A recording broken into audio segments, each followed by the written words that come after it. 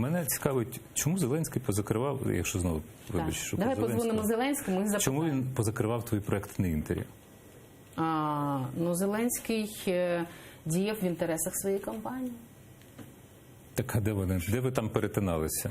Ти ж не опанувала ефір, як він же ж, якщо він потрапляє на якийсь канал, його там over and over. Так, завжди, розумієш? так, але для цього потрібні гроші і гроші, як ти знаєш. І просто бюджети всіх проєктів було перенаправлено просто бюджети на виробництво. І що там? Ось, щоправда, з справедливості заради треба сказати, що ми зустрілися з ним буквально там після кілька тижнів після того, як він вже пішов. Ну, точніше, як була нова угода про його появу на, я так розумію, що Хорошковський, продаючи там свій опціон, там, свою частку, просто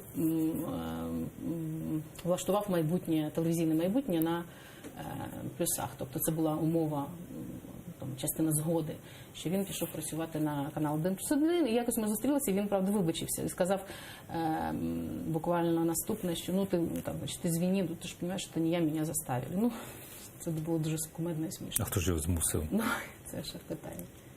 Ну, щоб не було так, що, знаєш, ребят, ну, извините, но меня заставили. Ну, вот, если что, надо знать Зеленского. Ну, я, кстати,